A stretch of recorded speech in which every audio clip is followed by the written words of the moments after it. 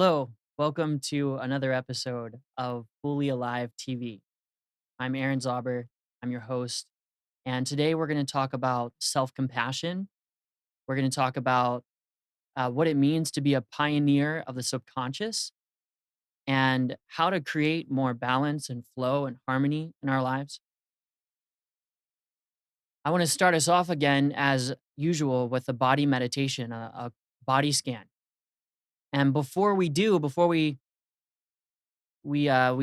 glide into that. I was gonna say jump into, but that's a much gentler, transition. Before we glide into that, I wanna explain why we would do that.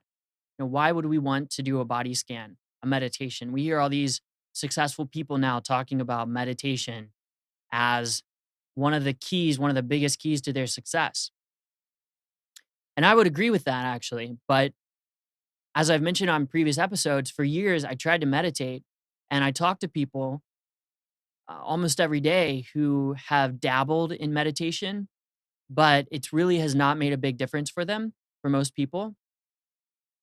And it made almost no difference for me until I discovered somatic meditation. So the nutshell of what that is and why it's useful to do that is this. So so our bodies, these are the vehicles that we navigate our lives with, right? This is um the nervous system, and this body is how we go about our lives, go through it. And sort of like the engine of a car, if you compare our nervous system to the engine of a car, we go throughout our lives and we have experiences, we gain mileage. And in a similar way that a car might accumulate debris and gunk on the engine that's going to kind of clog those pipes, our nervous systems work in a similar way. And it's not a perfect analogy, but what we can do is we can clean those pipes. There is hope. There's a magical elixir, a solvent, a gentle yet powerful solvent that we can pour on the engine and the chassis and the inner workings of our vehicle. And that magical elixir is called the light of our awareness. That's what I mean when I talk about turning our pain into power. It's a real thing. It's the light of our awareness. It's so simple that we can almost miss it. And when we put the light of our awareness in a compassionate way on our bodies, we are giving our bodies the opportunity to dissolve the gunk, to dissolve the debris that's been accumulating on them. So, somatic meditation means meditating with the soma, with the body. That's the hypothesis is that the body is actually where the subconscious is located. We hear about the subconscious from mainstream psychology, but no one really talks about where it's located. And the hypothesis is that the subconscious is here. It's right here. It's the body. And instead of us being run by our conditioning,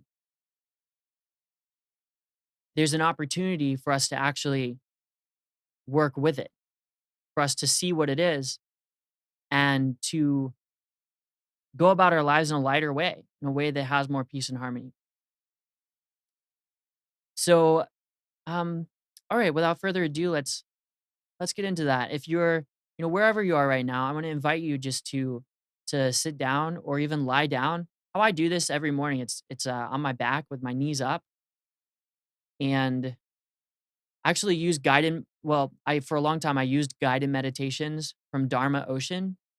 I always recommend everybody to do this. Go to dharmaocean.org, and they have free guided meditations, and I'm not affiliated with that company in any way other than just using their practices, but they're a powerful lineage that came from Tibet, and, they split off into Shambhala is one sort of outgrowth of that lineage, and the other one is Dharma Ocean, and he's taken the teachings of Chogyam Trungpa Rinpoche, which is quite a mouthful. But this, this kind of a rogue pioneer of the subconscious and of enlightenment, who was actually kicked out of his own clan. I don't know if it's called a clan, but spiritual lineage in Tibet, because they didn't want him to take his teachings to the West, which he did. He co-founded Naropa University in Boulder, Colorado. So this really powerful person and powerful lineage. And then there's these guided meditations. All we're doing right now is a quick body scan because I want us to get into that mindset, even though mindset isn't really the proper word, but I want us to put our awareness where it's actually more powerful, which is in the body. And then from there, we're going to talk about the topics today and maybe take a caller or two as well. All right. So again, wherever you are, I'm going to invite you to sit down or lie down on your back with your knees up. You can put your knees just again up and then maybe your knees touching your feet on the ground, or you can just sit down. You can close your eyes if that's appropriate. And you can take some breaths into your body. And I want you to notice your feet. Notice what it's like to rest your awareness gently in your toes. Notice how when you do that, there are sensations there that you might not have noticed before you do that. And as you put your awareness into your foot, imagining there's an inner breath of awareness in your foot.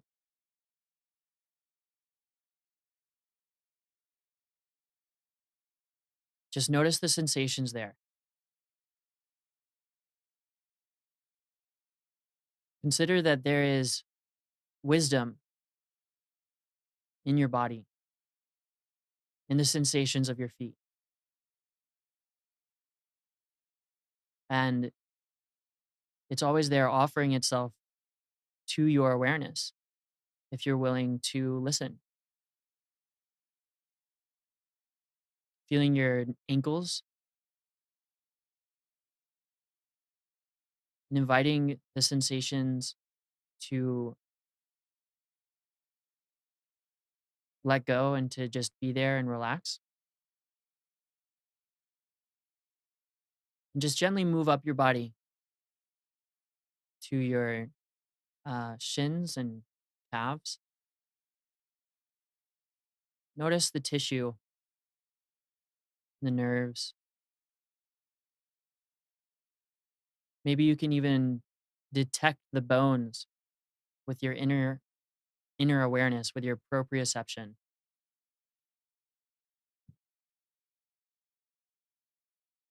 Notice your knees and invite your knees to relax. Feel your upper legs, your quadriceps, hamstrings, the big bones in your legs. And invite your whole lower body to just relax, to let go of any tension, and allow that to just drain gently into the earth.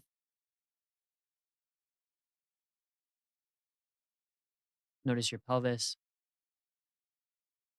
Just let any tension in your pelvis go. Noticing your intestines. And again, breathing into the space in and around your intestines.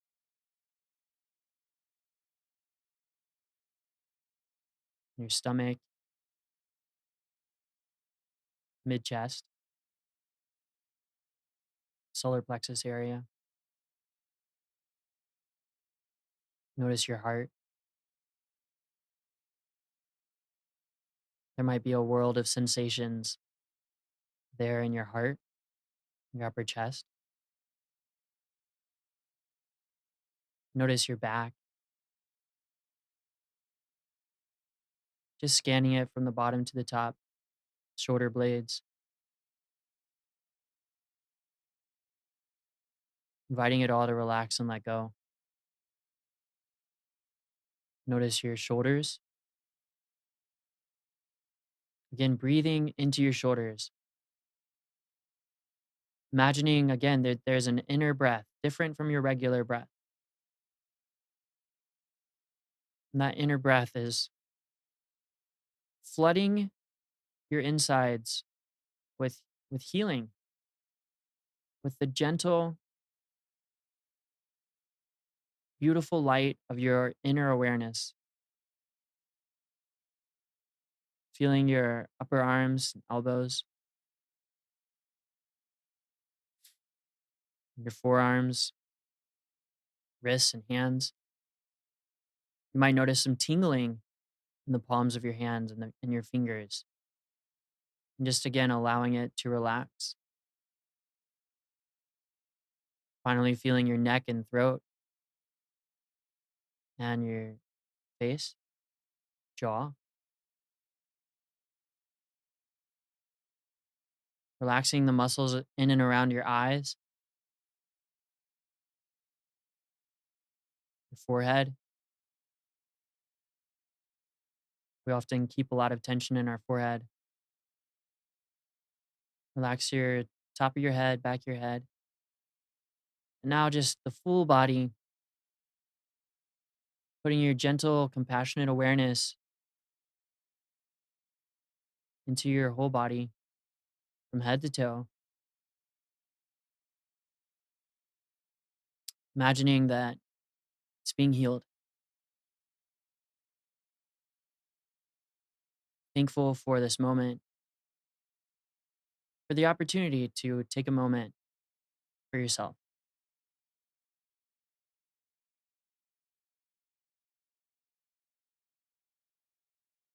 And here we are. So, again, if you're looking for some simple guided meditations, um, you can go to dharmaocean.org. They're just a great organization that I did some training with or just took a course with myself. And they have some free guided meditations there. So, definitely head there. And I've got a few things that I want to talk about today that have really been helping me on my journey. Um, Things that stories. I've got some stuff. I had a meeting with a client. I'll talk a little bit about. Obviously, I'm not gonna give away anyone's identity, but just some of the things that I'm seeing and learning, and some different stories of people. What I'm noticing. And then also, I'd really like to invite someone to call in if someone would like to. We're not going to see your face. It's just going to be your voice. And you can either use Skype on the computer. So you would just add the contact computers 2K voice. That's the number two and the letter K as in kilo. Computers 2K voice. And you can just call in at any time. Don't worry about interrupting or if it's a good time or not. If I'm in the middle of a sentence, I'll finish it and then we'll take your call. And I'd love to hear from you. My gift that I really bring to the world is in holding compassionate space for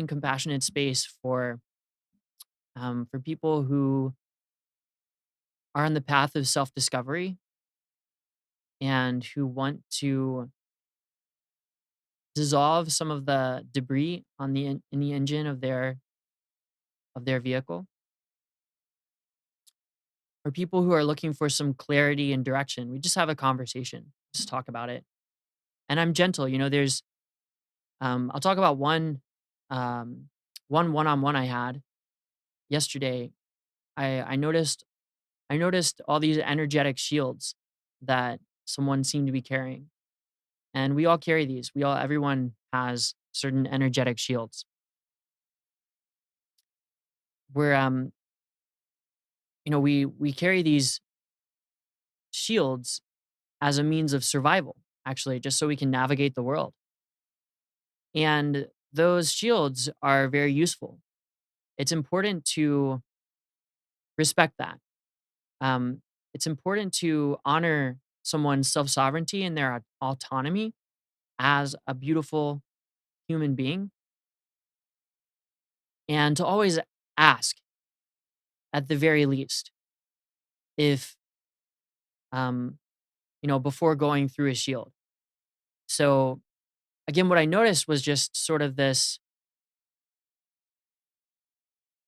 way of blocking. And what I didn't do, but I thought of later, is that I could just notice that that shield is there, and then noticing it, and then being with that at exactly that level. It's called meeting people where they're at.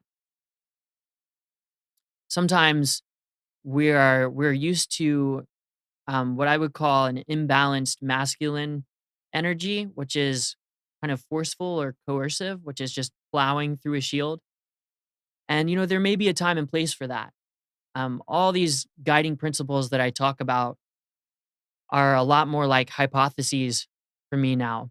And what I what I try to go by is what is actually needed in the moment in order to be in connection and in order to be in balance and harmony, if that is what's asked for.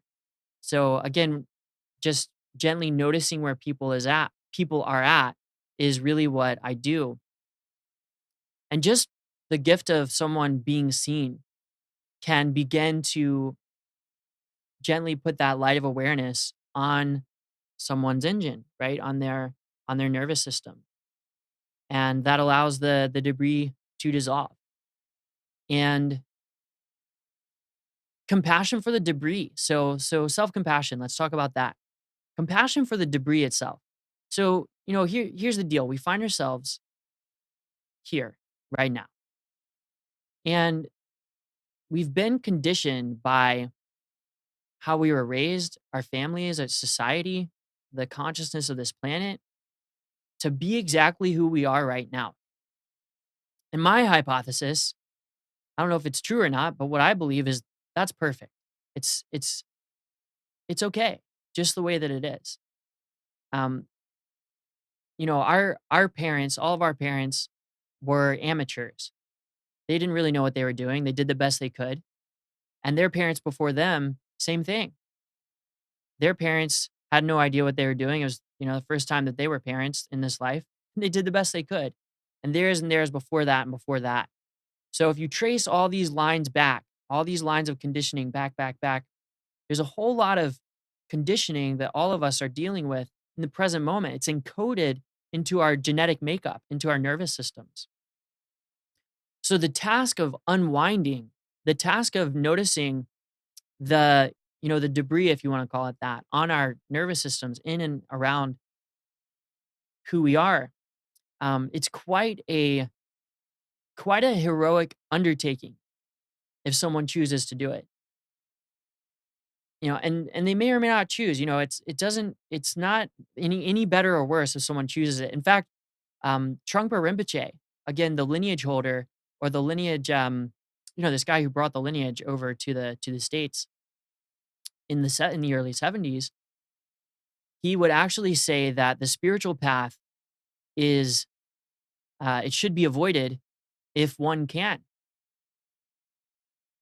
because it's not easy, and it's difficult. It's difficult to confront these different levels. The reason that I do it, and the reason that I have these conversations, these consciousness conversations with people, is because I operate under the assumption that awareness is good, and that instead of being run by unconscious programs, maybe there's a way that we can choose. and we can choose where we live in an emotional sense, and we can choose our orientation to reality as opposed to having our orientation, our belief systems chosen for us by the conditioning we find ourselves in.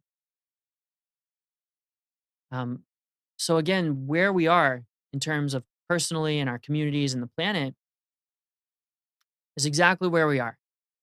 And when the more we resist that, the harder it's going to be. What we resist persists, and what you resist persists. So the first step is accepting it and infusing it with as much compassion as we can muster.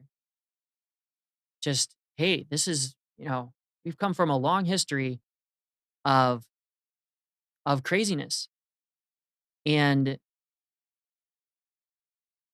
where we are is just where we are. So whether again that's in a one-to-one context or a global context, um, I think we could all agree that compassion is a valuable ingredient here. And this idea of self-compassion, what is that? And why is that important? How do you do it? Why would you want to do it? Self-compassion is the idea that no matter what situation we find ourselves in, whether we're experiencing in the moment an up in our lives or a down, a success or a perceived failure in our lives, that we can infuse our lives with compassion. All right, so we've got somebody calling in, so we'll go to the phones here. Thanks so much. Hello? Hello, welcome to Fully Alive Hi. TV. Who am I talking to today? Thank you. This is Karina. Oh, hi, Karina. Thanks so much for calling in. Hi. How's your day going this morning? It's going all right. I actually had a question for you. If you had any tips for me. Awesome, I have been please. working a job that, well, it's all right, but I don't really want to work it anymore. And I'd like to follow my passions and earn an income that way. And I feel a block to it. And I wondered if Mm, you had any tips about that. mm, thank you. So you're working a job that Mm-hmm. you'd rather not be working. Yeah. Okay, and you said you want to follow your passion. Yes. Okay. Well, I want to. So thank you. So this is perfect. This is perfect situation. I want to ask you to take a deep breath into your body.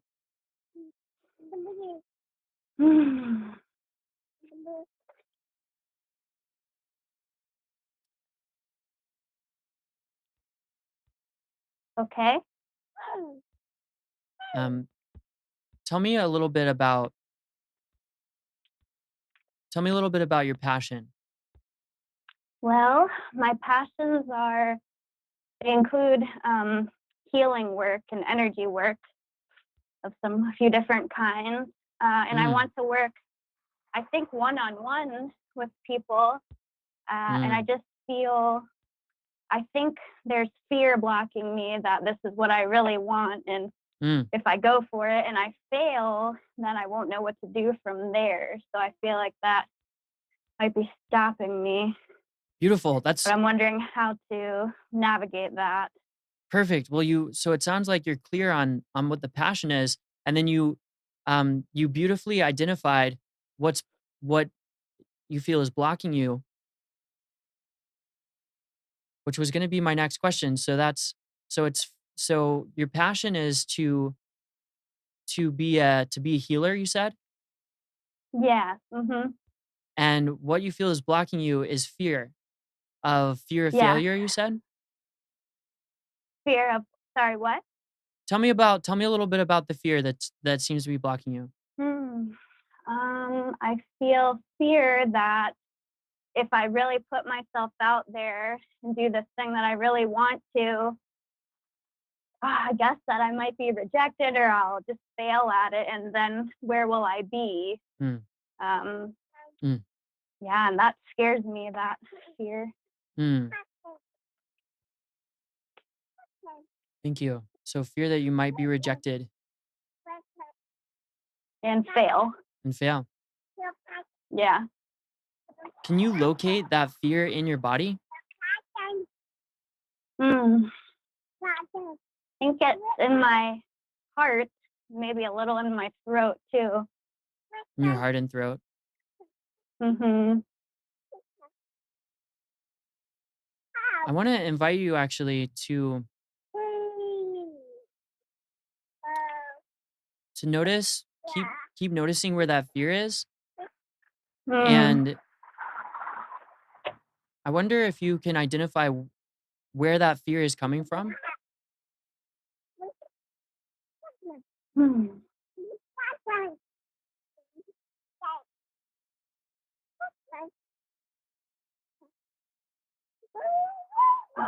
Maybe just fear of a limiting belief that I'm not good enough or I'm an imposter, I can't do it, or yeah. Okay. Very universal. This is a very universal Yeah. situation. So, okay, Yeah. so we've got that. So we've got that. We're noticing that there. Now, Mm. I want you to imagine that that these fears inside of you are like a little child that Mm. is just afraid, and Mm. it's doing its best, right? Yeah. If this was a 2 or 3-year-old child coming to you Mhm. and saying something like, "Hey, I'm scared. I'm not sure if I'm good enough. I'm not sure if I'm gonna fail. I don't know if I can do this." Mm. I want you to take the most compassionate part of yourself,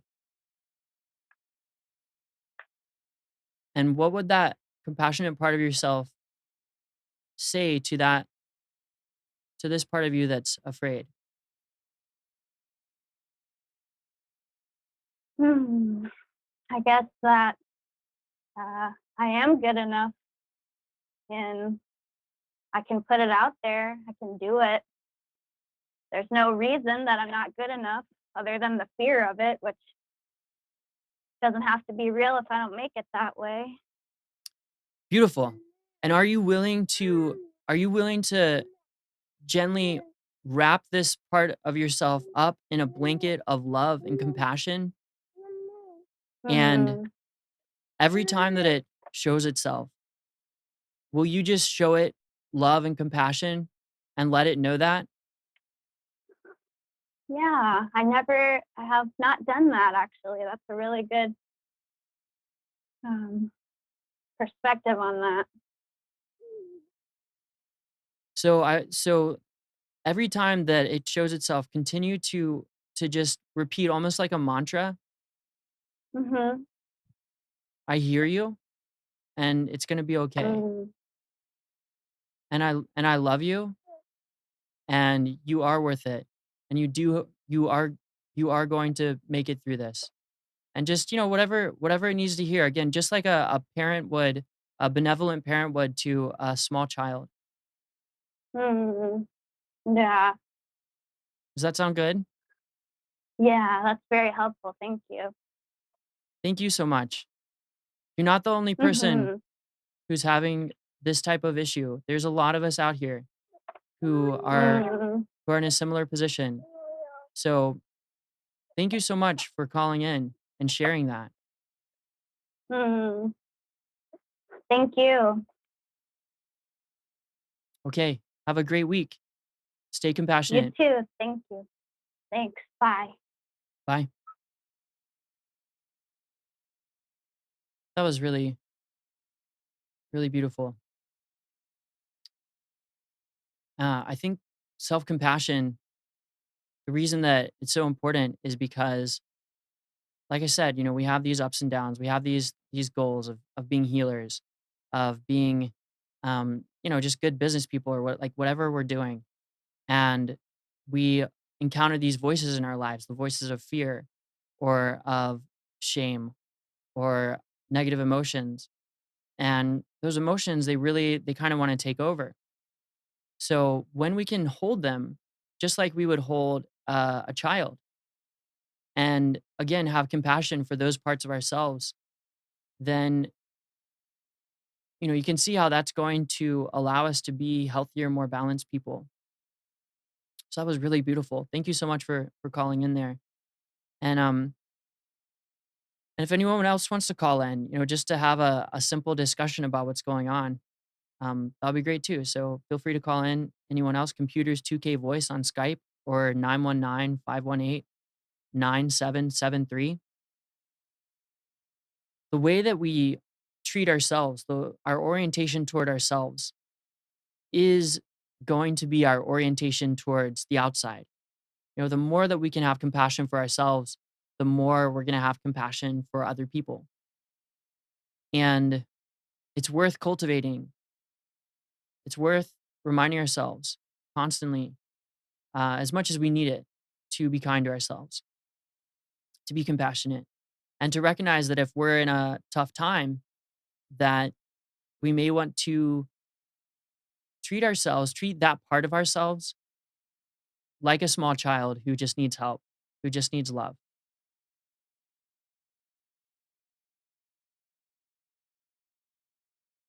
So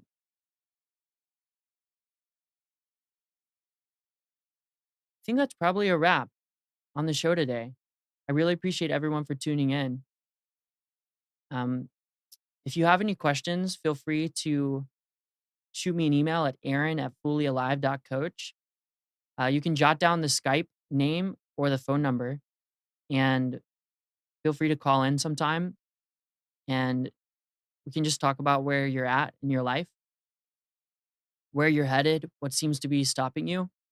This lady who called in previously had a lot of self awareness actually around all that, which is really beautiful. Um, so thank you for tuning in, and I'll see you next week at about 11 o'clock. Peace.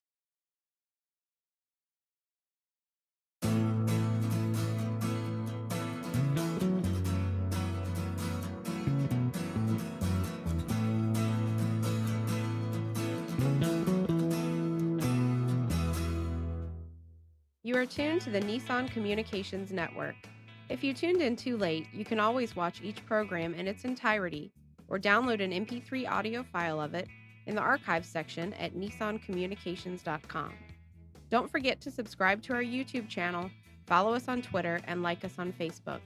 Sponsored by Telestream's Wirecast software, StreamingGear.com, Carolina Apparel, and DeltaForce.net.